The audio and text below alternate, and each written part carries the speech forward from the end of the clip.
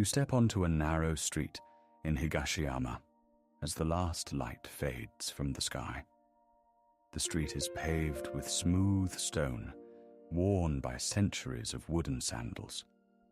On either side, Machiya townhouses rise 2 stories high, their dark wooden facades softened by age and rain. The air is cool and carries the first scent of evening, wood smoke from a kitchen fire, the green freshness of moss growing on a stone wall.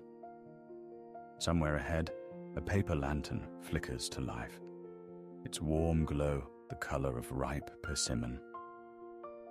Then another. Then another.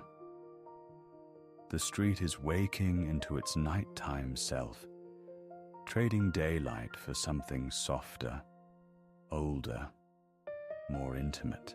The paper lanterns hang from iron hooks above each doorway.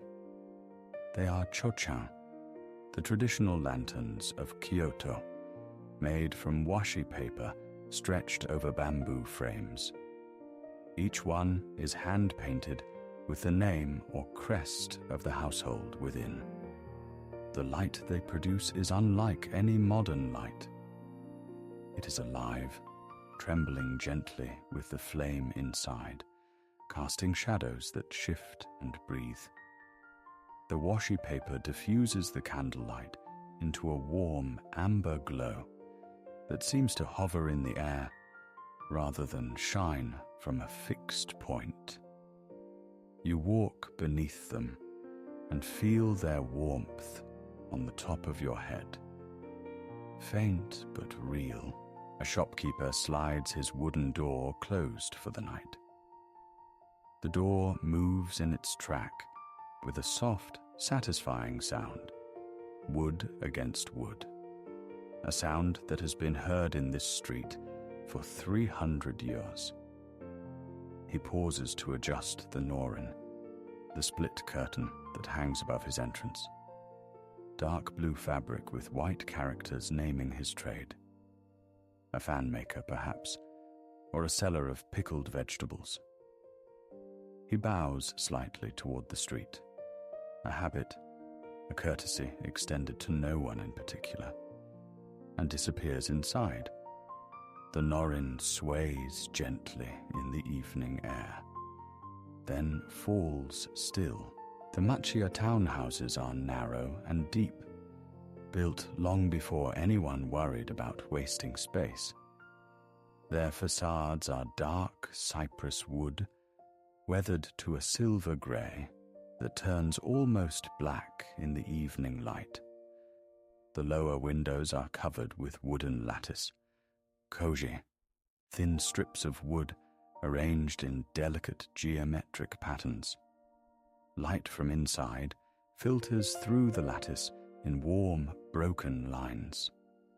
You can hear sounds from within, the soft clatter of dishes being cleared, a woman humming, the splash of water in a kitchen basin. These are the ordinary sounds of families ending their day, unchanged for centuries. You pass a small Shinto shrine tucked between 2 houses. It is barely wider than a doorway, a miniature torii gate painted vermilion, a stone fox guardian on either side, a tiny altar with a cup of sake and a sprig of sakaki leaves. A single candle burns inside a glass lantern. This is a neighborhood shrine, tended by whoever lives closest, visited by whoever passes. You stop and bow slightly, not from obligation, but from the feeling this small, sacred space creates. It asks for nothing. It simply exists, a pocket of stillness in the gentle flow of the street. The sky has deepened to the color of indigo dye. Kyoto's sky at dusk is famous among painters and poets. It does not simply darken. It transforms through a sequence of blues so subtle that each one seems to exist for only a moment before becoming the next. The rooftops are silhouettes now, their curved Kawara tiles forming a jagged horizon of peaks and valleys. A few wisps of cloud catch the very last light, glowing faintly pink above the dark city. You look up and breathe. The sky is enormous. The street is small. Between the two, the lanterns hang like a chain of small suns. The smell of food reaches you. Not one smell, but several, layered and intertwined. Grilling fish, the fatty sweetness of unagi, eel glazed with tear sauce, the clean starch of fresh rice still steaming, the sharp, bright scent of pickled ginger, the deep, round warmth of miso soup made with dashi stock and white miso, the Kyoto style, milder and sweeter than the dark miso of the East. Your stomach responds. Dinner is being served across the neighborhood, in every house, at every low table. Families kneeling on tatami, lifting bowls with both hands, eating in the quiet, appreciative way that the Japanese call itadakimasu. A cat crosses the street ahead of you. It is a calico, mike in Japanese, the three-colored cat considered lucky in this country. It moves with the unhurried confidence of an animal that owns the night. It pauses at the edge of a stone step, looks back at you with eyes that catch the lantern light and glow green gold, then continues on its way, disappearing through a gap in a wooden fence.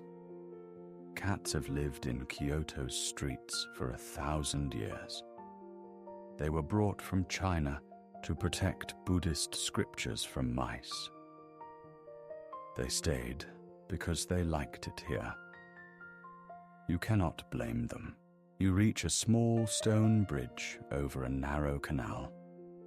The water below is dark and slow, reflecting the lanterns on both banks in trembling lines of gold. This is one of Kyoto's many waterways, channels built centuries ago to bring water from the mountains into the city for drinking, washing, and the gardens of the wealthy. The bridge is old, its stones fitted without mortar, its surface worn into a gentle curve by uncountable footsteps. You stand in the middle and look down. Your own reflection looks back at you from the dark water, surrounded by the reflected lanterns. As if you are standing in the sky, the street narrows further. The machiya press closer on either side. The lanterns are fewer here, and the darkness between them is deeper. You are entering the older part of the neighborhood, where the buildings lean slightly, where the wooden beams are darker with age, where the silence is thicker. The stone path becomes uneven, and you slow your pace, feeling each step.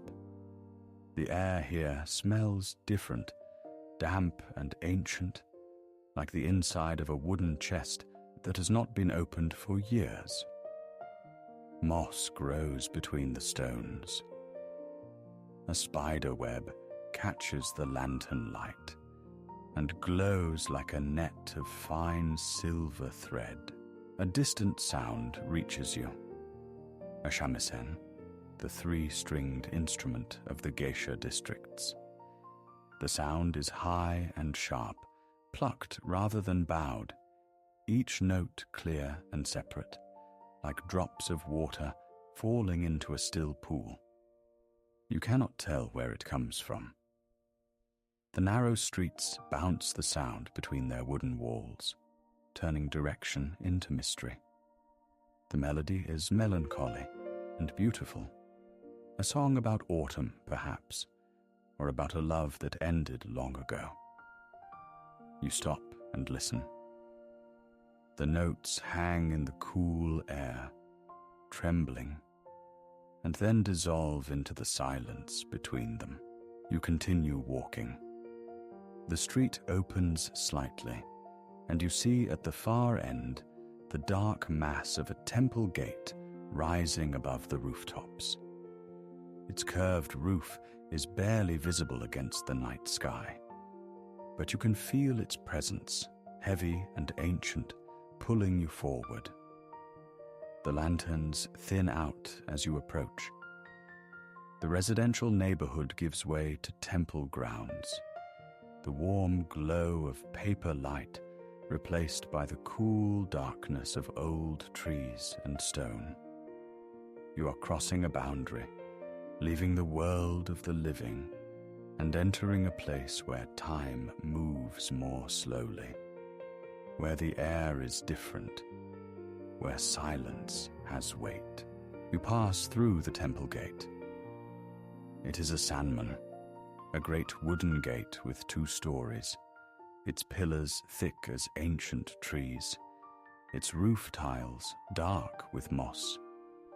The gate frames the temple grounds beyond like a painting, darkness within darkness, the shapes of trees and stone lanterns barely visible in the moonlight. The air changes as you step through. It is cooler here, damper, scented with incense and the green smell of old cedar. The sounds of the city, already faint, disappear completely. You have entered a different world. The temple holds you the way a cupped hand holds water. Gently, completely, the evening bell begins. A monk stands at the bell tower, a dark figure against the deeper darkness, pulling back the wooden striker on its heavy rope. The bell is bronze, centuries old, green with patina. When the striker connects, the sound is not loud. It is deep, a vibration that begins in the metal and spreads outward through the air, through the ground, through your chest. You feel it before you hear it. The sound builds, swells, holds, and then slowly fades, stretching out for 30 seconds, 40, a full minute, until you cannot tell whether you are hearing the bell or remembering the bell. Then silence. Then another strike. The bell rings 108 times. This is the tradition. 1 strike for each of the worldly desires that Buddhist teaching identifies as the source of human suffering. Each strike is meant to release 1 desire, to empty the mind, to bring the listener closer to stillness. You do not count. You simply stand and let the sound wash through you, wave after wave, each one slightly different from the last, each one carrying away something you did not know you were holding. By the 20th strike, your shoulders have dropped. By the 50th, your breathing has slowed. By the 100th, you are not sure where you end and the sound begins. The temple grounds are dark and still. Stone paths wind between old trees, their surfaces uneven, polished by rain and feet and centuries. Stone lanterns stand at intervals along the path, but only a few are lit tonight, their small windows glowing with candle flame. The trees are enormous, Japanese cedar and hinoki cypress, their trunks rising straight and dark into the canopy above. The branches interlock overhead, blocking the sky. You walk in a tunnel of living wood, the air thick with the scent of cedar oil, that clean, sharp, slightly sweet smell that the Japanese associate with sacred spaces. Moss covers everything. It grows on the stone lanterns, softening their edges into gentle green curves. It covers the base of every tree, wrapping the roots in velvet. It fills the spaces between the stepping stones, a carpet of impossible green that seems to glow even in the darkness. Kyoto's moss is famous. The city's humid climate and abundant shade create perfect conditions for hundreds of species. Some are thick and cushioned, like miniature forests. Others are thin and flat, like green paint applied with a careful brush. You kneel and touch it. The moss is cool and damp and alive beneath your fingers, breathing with the patience of a very old thing. Incense smoke drifts from the main hall. The smell is sandalwood and agar wood, the traditional incense of Japanese Buddhism, burned during evening prayers. The smoke is barely visible, a thin blue-gray thread rising from somewhere inside the dark building, but its scent reaches you clearly, warm and resinous and ancient.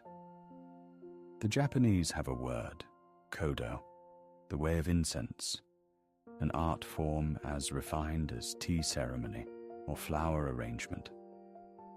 To smell incense in a Kyoto temple at night is to smell something that has not changed in 1,000 years.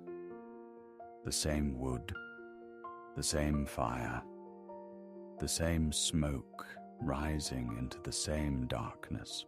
A monk sweeps the path ahead of you. He moves slowly, methodically, drawing a bamboo broom across the stone in long, even strokes. The sound is rhythmic and soothing, a soft shushing that blends with the silence rather than breaking it.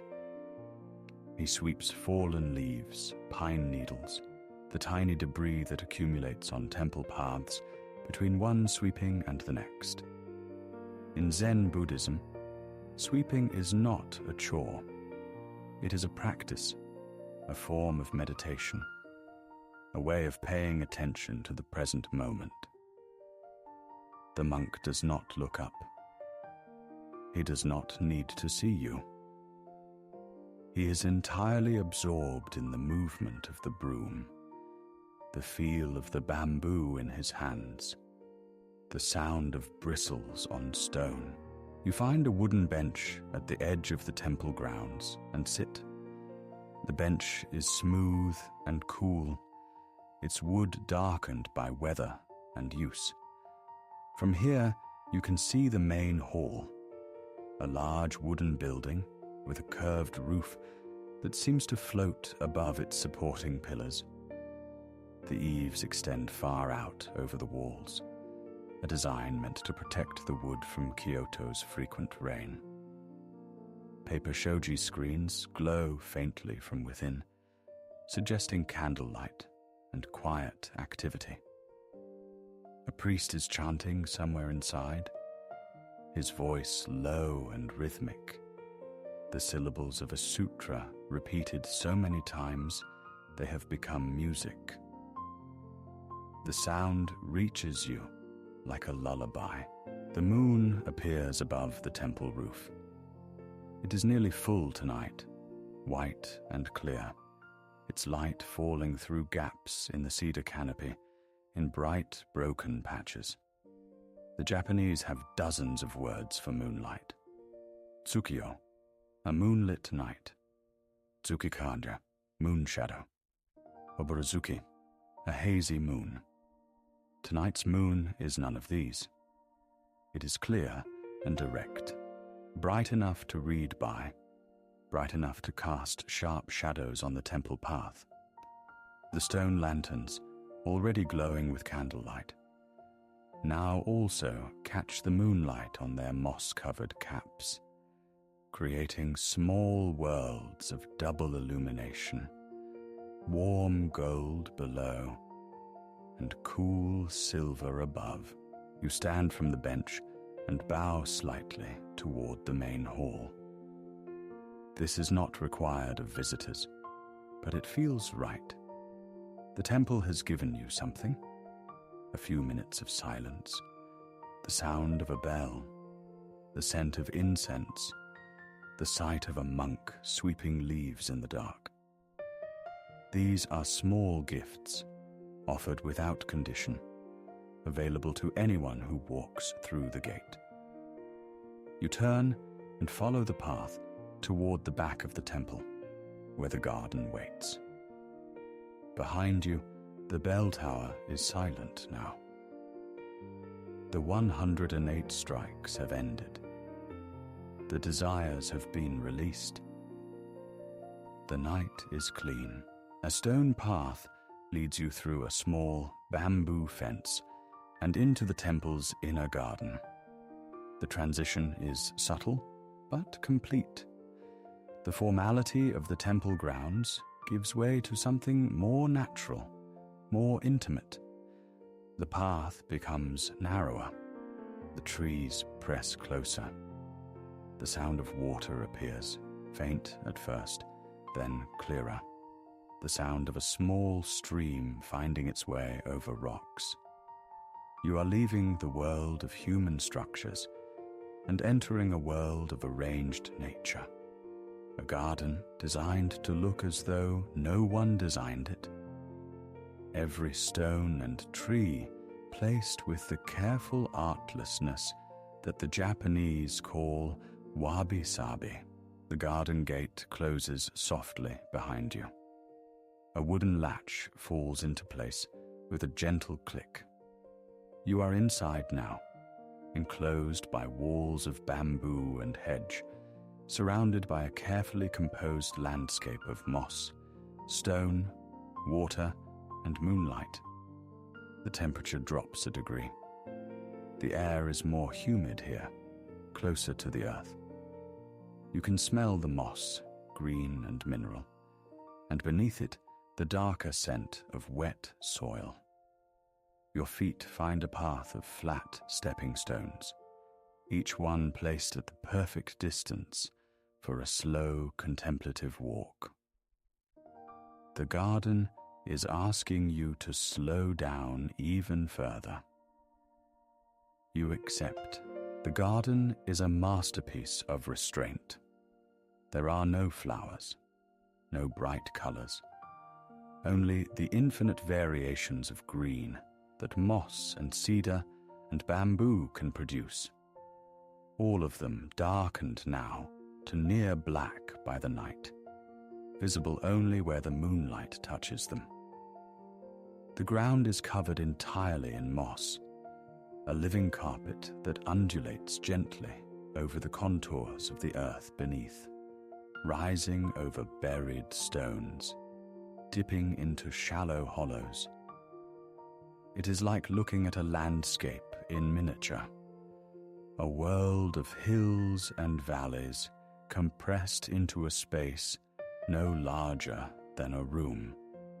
Each footstep on the stepping stones feels deliberate, as if you are walking across a sleeping body.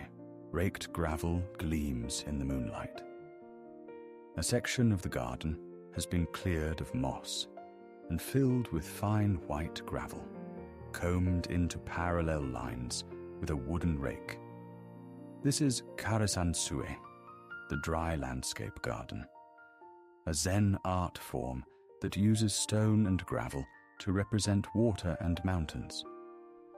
The lines in the gravel represent waves or currents. The stones that rise from the gravel are islands or peaks. In daylight, these gardens are striking. In moonlight, they are transcendent. The white gravel catches every photon of the moon's light and holds it, glowing softly, while the stones cast sharp, dark shadows. It is a landscape of pure light and shadow, simple and profound. 3 stones sit in the center of the gravel field. They were chosen centuries ago for their shape, their texture, their relationship to each other. The largest is tall and angular, leaning slightly to the left. The middle stone is round and low, a counterbalance. The smallest is barely more than a pebble, placed with absolute precision at a point that completes the composition. Together, they create something that no single stone could create alone. A sense of balance, of tension resolved, of three things existing in perfect relationship. You could look at these stones for an hour and see something different each time. The monks who placed them understood this. Water drips from a bamboo pipe into a stone basin. This is a tsukubai, a ritual washing basin found at the entrance to tea gardens and temples. The bamboo pipe, called a kake, channels water from a hidden source, releasing it drop by drop into the hollowed stone below. The sound it makes is singular, a clean, bright note repeated at irregular intervals, each drop a small percussion in the quiet garden. Between the drops, silence. The contrast gives each sound extraordinary clarity. You close your eyes and listen. Drop. Silence. Drop. Silence. Drop. The rhythm is not mechanical. It is natural, alive, breathing with the water's own pace. A deer scarer clicks. The shishiodoshi, a bamboo tube pivoted on a crossbar, fills slowly with water from a stream. When the tube is full, its weight tips it forward, pouring the water out. The empty tube swings back and strikes a stone with a hollow, woody knock. Then it begins filling again. The sound is Kyoto's most famous garden sound, a metronome made of bamboo and water and gravity. It was originally designed to frighten deer away from gardens. Now it frightens nothing. It simply marks time, knock after knock, a clock that runs on water and patience. Each knock arrives when it arrives. You cannot predict it. You can only wait. The moss beneath the stepping stones is so thick you could press your finger into it to the first knuckle. It is cool and damp, like touching a sponge that has been soaking in spring water.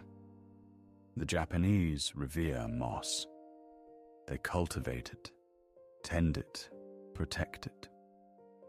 A well-maintained moss garden takes decades to mature and requires constant attention, watering, weeding, removal of fallen leaves that might block the light. This moss has been growing since before your grandparents were born. It has survived wars, earthquakes, and typhoons. It asks for almost nothing, just shade and moisture and time. In return, it offers a green so deep it feels like a sound, a low note you feel rather than hear. A stone lantern stands at the corner of the garden, its cap covered in moss, its fire window dark. These lanterns, Toro, were originally used in Buddhist temples to hold sacred flames. Over centuries, they migrated into gardens, where they became objects of beauty rather than utility. This one is old. The stone has weathered to a soft grey, its edges rounded, its surface pitted by centuries of rain. Lichen grows in its grooves like tiny forests. It does not need to hold a flame to be beautiful. It is beautiful simply by standing here, in this garden, in this moonlight, aging with the same patience as the moss and the stones around it. You sit on a flat stone at the edge of the gravel garden and look across the raked lines. In the moonlight, the parallel grooves in the gravel create an optical illusion of movement, as if the white surface is actually flowing, a river of light frozen in mid-current. The stones that rise from the gravel cast long shadows that shift almost imperceptibly as the moon moves across the sky. You watch, you breathe. The garden does not ask you to think. It asks you to stop thinking. It asks you to become as still as the stones, as patient as the moss, as simple as the water falling from the bamboo pipe. You try. For a moment, you succeed. A breeze moves through the garden. It is gentle and carries the scent of cedar from the trees beyond the wall.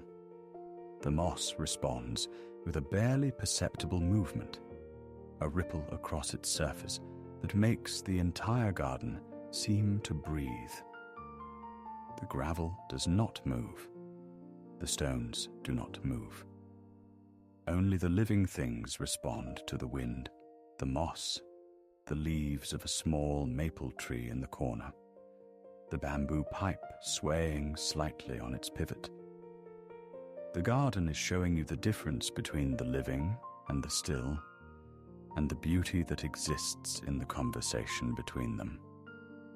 You pull your kimono closer against the cool air and sit a moment longer. You stand slowly and follow the stepping stones toward the garden's far wall. A small wooden gate waits there, half hidden by a cascade of bamboo grass. The gate is low, designed to make you bow as you pass through, a physical gesture of humility built into the architecture. You duck your head, push the gate open, and step through into the space beyond. The garden releases you gently, without ceremony. You look back once. The raked gravel glows in the moonlight.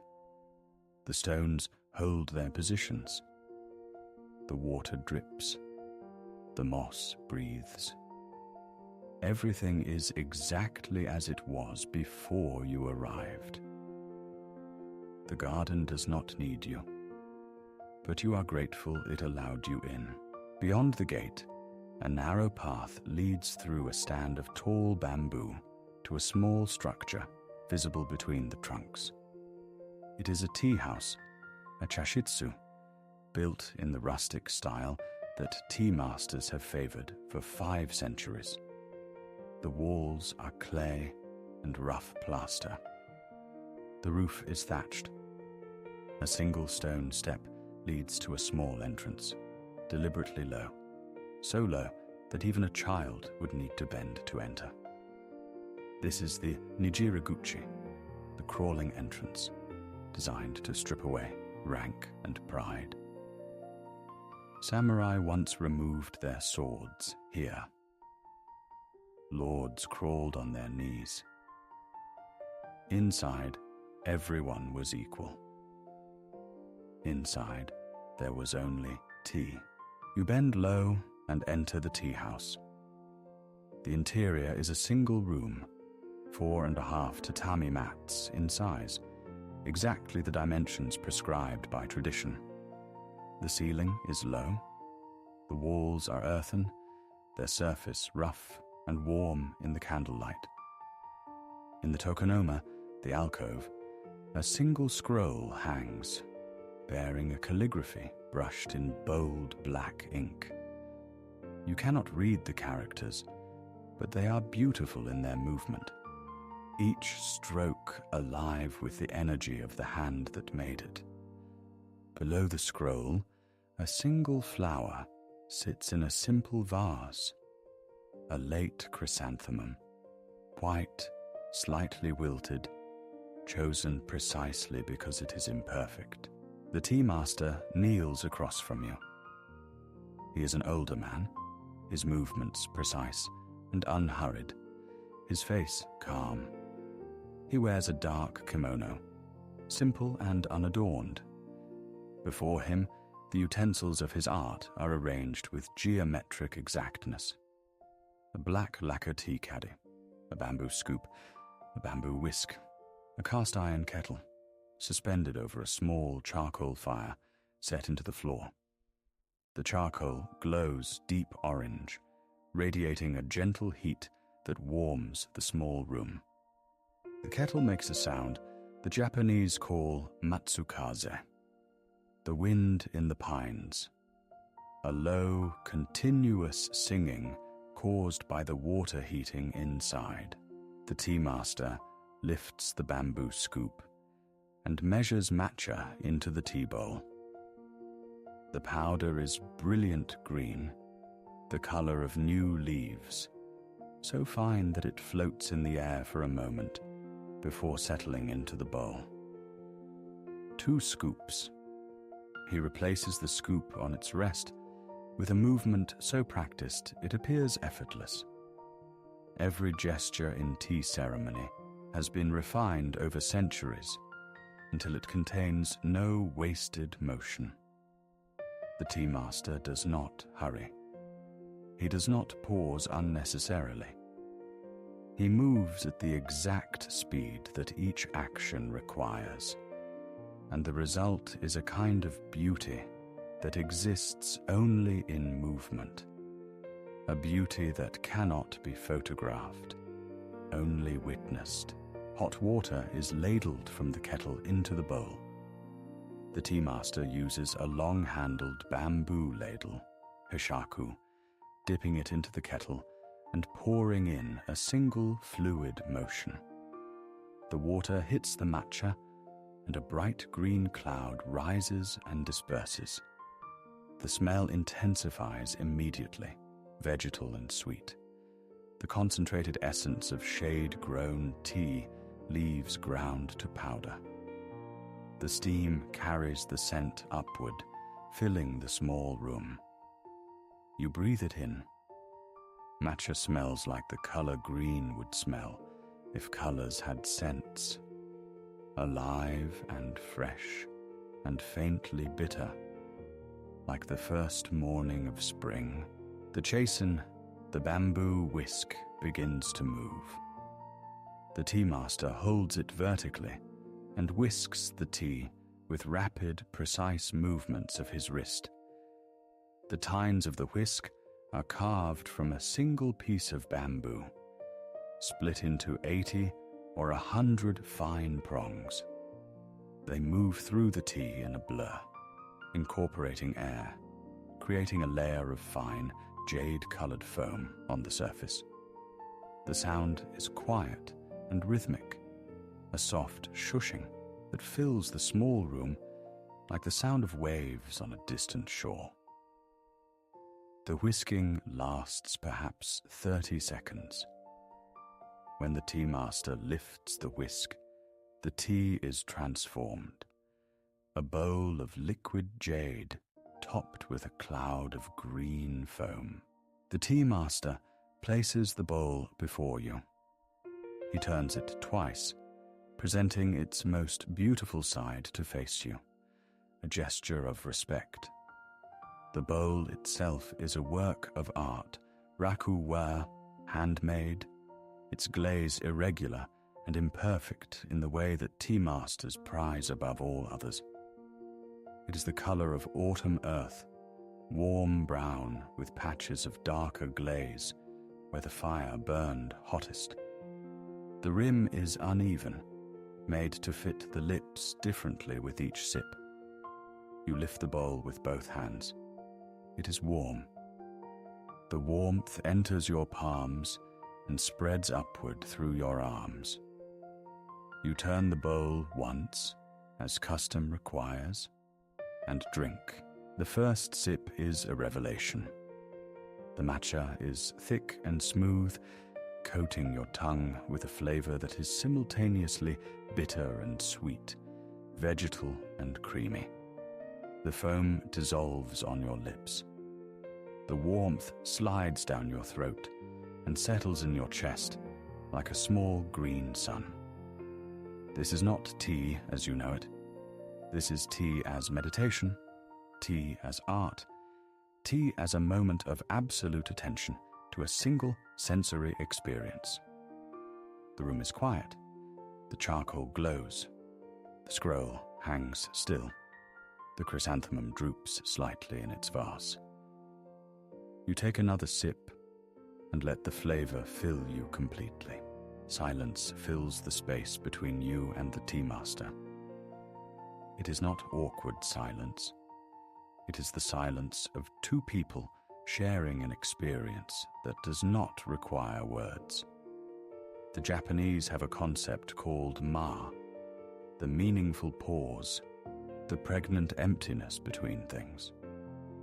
In music, it is the rest between notes. In conversation, it is the space between sentences. In tea ceremony, it is everything. The silence holds the experience the way the bowl holds the tea. Without it, the ceremony would be just a series of actions. With it, the actions become something else entirely. You sit in the silence and let it support you. The tea master produces a small plate with 2 pieces of wagashi, traditional Japanese sweets. They are nerikiri, molded from sweet bean paste and rice flour into the shape of autumn leaves, one red, one gold. They are almost too beautiful to eat. Each one is the size of a walnut, its surface smooth and slightly moist.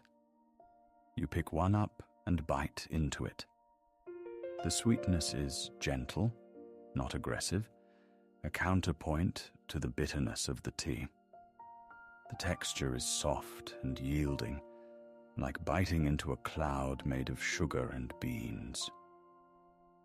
You eat slowly, alternating between the sweet and the tea, each one making the other more vivid. The charcoal fire has burned lower.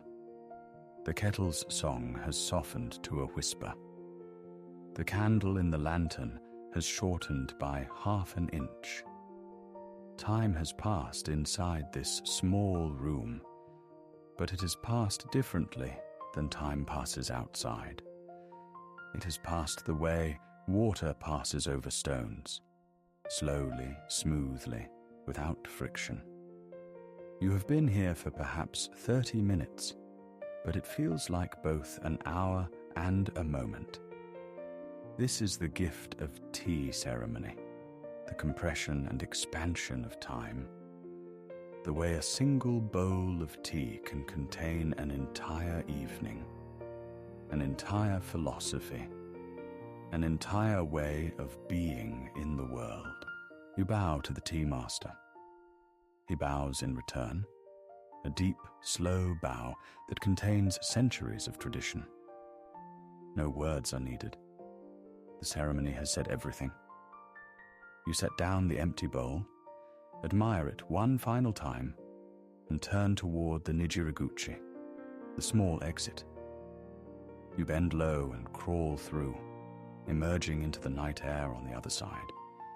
The garden is dark and cool. The moon has moved across the sky. The bamboo sways. You stand and straighten. The world outside the tea house feels larger now, more spacious, as if the small room has expanded your capacity to perceive. You carry the warmth of the tea inside you as you walk. The path from the tea house leads west, through a small wooden gate and onto a broader road. The houses are fewer here. Gardens and bamboo fences line the way. Ahead, you can hear a new sound, the deep, continuous whisper of bamboo moving in the wind. It is a sound unlike any other, a creaking, rustling, sighing chorus that seems to come from everywhere at once. The bamboo grove of Arashiyama lies ahead, one of Kyoto's most famous landscapes, a forest of green pillars reaching 50, 60, 70 feet into the sky. Even at night, even in darkness, you can feel its presence. Vast and alive and waiting, you reach the edge of the grove. The bamboo begins suddenly, a wall of green-gold stalks rising from the earth on both sides of the path. Each stalk is smooth and cool to the touch, segmented at regular intervals by raised rings. The youngest stalks are slender and bright green. The oldest are thick as your arm and have faded to a warm gold. They grow so close together that the moonlight can barely penetrate, filtering down in thin, shifting beams that move as the bamboo sways. The path ahead is a tunnel of living architecture, its walls and ceiling made of bamboo, its floor a soft carpet of fallen leaves. You walk into the bamboo grove, and the world changes. The sound is the first thing. It surrounds you completely, the creaking of stalks rubbing against each other, the rustle of leaves high above, the deeper groan of thick trunks bending in the wind. These sounds layer and overlap, creating a kind of music that is entirely natural and entirely unrepeatable. No two moments sound the same. The wind shifts, and the music shifts with it. A gust arrives, and the entire grove leans together. Thousands of stalks bowing in the same direction, and then springs back, and the sound swells and recedes like a breath. The bamboo rises around you like the columns of a vast, living cathedral. You tilt your head back and look up. The stalks converge toward the sky, their feathery tops swaying gently, creating a canopy that filters the moonlight into a pale, shifting pattern on the ground. The effect is hypnotic. Light and shadow trade places continuously, the bright patches sliding across the path like slow-moving animals. You could stand here and watch this play of light forever. The bamboo does not care whether you are watching or not. It has been doing this for centuries, in daylight and darkness, in rain and wind and snow. Your presence changes nothing. Your attention changes everything. The path is soft beneath your feet. Fallen bamboo leaves have accumulated over years, creating a natural carpet that cushions each step. The leaves are long and narrow, like small swords, and they make a gentle crunching sound as you walk. The smell of the grove is clean and green, like fresh-cut grass, but deeper, more complex, with an undertone of earth and moisture. Bamboo is not a tree. It is a grass, the largest grass on earth, capable of growing 3 feet in a single day during the rainy season. What you are walking through is essentially a meadow that has decided to become a forest. The thought makes you smile. You stop and press your palm against a bamboo stalk. The surface is smooth and cool, almost like touching ceramic. You can feel a faint vibration through the wood, the resonance of the wind passing through the grove, transmitted down the length of the stalk to the roots below. Bamboo is hollow. If you could look inside this stalk, you would see a series of chambers separated by thin walls, like the floors of a building. This hollowness is what gives bamboo its flexibility, its resonance, its music. It bends but does not break. It sways but holds its ground. There is a lesson in this, though the bamboo is not trying to teach it. The moonlight finds a gap in the canopy and pours through in a single bright shaft.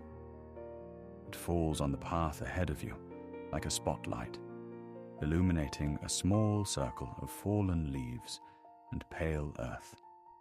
Dust motes drift through the beam, tiny particles made visible and beautiful by the light. You step into the bright patch and feel the moonlight on your face. It is not warm like sunlight. It is cool and silver, a borrowed light, reflected from the surface of a dead world and sent across space to find you here, in this bamboo grove, on this path, in this moment. You stand in it and feel seen. A nightingale sings from somewhere deep in the grove. The Japanese bush warbler, uguisu, whose song is one of the most celebrated sounds in Japanese culture. The call is distinctive, a rising series of liquid notes, hohokekyo, that poets have been writing about for 1,000 years. It was the sound that Basho heard, the sound that Murasaki Shikibu described in the tale of Genji, the sound that emperors requested in their gardens. You hear it now, exactly as they heard it, unchanged across the centuries. The bird sings, the bamboo sways, the moon shines, and you are here to witness the same beauty that moved them. The wind increases for a moment. The entire grove responds. Thousands of stalks lean together, their creaking intensifying into a chorus that sounds almost like voices. The canopy above bends and opens, letting moonlight flood in, then closes again as the wind passes. The sound builds to a crescendo, holds for 2 heartbeats, then slowly fades back to the gentle rustling that is the grove's resting state. It is like listening to the earth breathe. In, and the grove tightens. Out, and the grove relaxes. You breathe with it. In, out. The rhythm of the bamboo becomes the rhythm of your body. You are no longer separate from this place. The grove begins to thin. The stalks grow farther apart. The moonlight falls more freely. The path widens, and the soft carpet of leaves gives way to packed earth, then to stone. You are emerging from the bamboo, returning to the world of human construction and human time. The transition is gradual, like waking from a dream. The sounds of the grove fade behind you, replaced by the distant sound of water. You can smell it before you see it. The clean mineral scent of a river, different from the green scent of bamboo. Older somehow, deeper. You follow the smell downhill. The last bamboo stalks stand like sentinels at the edge of a clearing. Beyond them, the land drops gently toward a broad, flat expanse of darkness that you recognize as the river. The Kamo River, Kamogawa, the river that has defined Kyoto since the city was founded 1,200 years ago. It flows north to south through the heart of the city, its banks lined with willows and stone steps, and in the summer, the wooden platforms where Kyoto's restaurants serve dinner over the water. Tonight, the platforms are dark and empty. the river belongs to the moon and the wind and whatever creatures move along its banks in the darkness. You descend the stone steps to the riverbank. The steps are old and irregular, each one a different height, a different depth. At the bottom, the bank is flat and grassy, sloping gently to the water's edge. The river is perhaps 30 meters wide here, its surface dark and smooth, moving with a slow, quiet current that you can see but barely hear. The far bank is a mirror of this one, stone steps rising to a road lined with willows, their branches trailing in the water like long green fingers. Beyond the willows, the lights of the eastern city glow faintly, warm and scattered, a constellation of human warmth against the dark hills beyond. You sit on the riverbank and let the night settle around you. The grass beneath you is damp and cool, the blades pressing flat under your weight. You lean back on your hands and look out across the water. The Kamo River has been flowing through Kyoto since before Kyoto existed. It was here when the emperor chose this valley for his capital in 794. It was here through the centuries of court culture, through the wars, through the fires, through the long peace of the Edo period that you now inhabit. The water you see tonight is not the same water that flowed 1,000 years ago. But the river is the same. The motion is the same. The sound is the same. The moon's reflection trembles on the water. It is not a clean reflection, not a mirror image, but something more alive, a shimmering, shifting version of the moon that breaks apart with each ripple and reforms a moment later. The Japanese have a word for this, suigetsu, the moon in the water, a Buddhist metaphor for the illusory nature of reality. The real moon is far away, cold and unreachable. The moon in the water is close, warm, touchable. But if you reach for it, it shatters. You watch both moons, the one above and the one below, and wonder which one is more real. Perhaps it does not matter. Perhaps beauty does not require reality. A wooden bridge arches across the river nearby. It is a low, gentle curve, its planks dark with age, its railings simple posts connected by rope. In daylight, this bridge carries hundreds of people across the river. Now it is empty, a dark line against the darker water, its shape reflected below in a wavering double. A single lantern burns at the bridge's midpoint, a tiny flame that casts a golden circle on the planks and a long golden reflection in the water below. The lantern and its reflection form a vertical line of light, connecting the bridge to the river, the air to the water, the real to the reflected. You watch it burn, steady and alone. The sound of the river is the quietest sound you have heard tonight. It is not the silence of the temple or the white noise of the bamboo grove. It is something between, a continuous, low murmur that exists at the very edge of hearing, more felt than heard. The water moves over stones and sand, finding its way around obstacles with patient, liquid intelligence. It has been solving this same puzzle for 12 centuries, finding the path of least resistance, wearing down the hard things, filling the soft places. You listen to it the way you would listen to someone breathing beside you in bed. aware of the sound, but not focused on it. Comforted by its presence, a heron stands in the shallows on the far bank.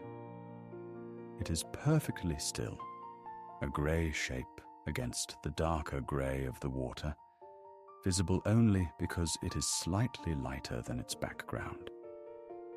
It stands on one leg, the other folded beneath its body, its long neck curved in an S, its beak pointed at the water. It is hunting, or waiting, or simply standing. With herons, it is difficult to tell. They are the masters of stillness, capable of standing motionless for an hour, 2 hours, until a fish passes within reach of their lightning strike. You watch the heron and feel an odd kinship. You are both standing at the edge of the water, both still, both waiting for something you cannot name. The lights of the city reflect in the river, broken into long, trembling lines of gold and orange. Each light is a window, a lantern, a cooking fire, a life. From here, the city looks like it is floating on the water. A second city, inverted and shimmering, made of light and reflection, rather than wood and stone. The two cities, the real and the reflected, exist in perfect parallel, separated only by the thin surface of the river. You could reach down and touch the reflected city. Your fingers would pass through it and come up wet.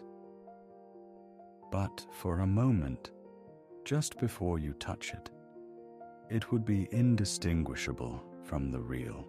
The night grows late. The air has cooled another degree. You pull your kimono tighter and feel the silk against your skin, smooth and warm, a small luxury. The sounds of the city have faded to almost nothing. A distant dog barks once and falls silent. A shutter closes somewhere. The river continues its quiet conversation with the stones. The heron has not moved.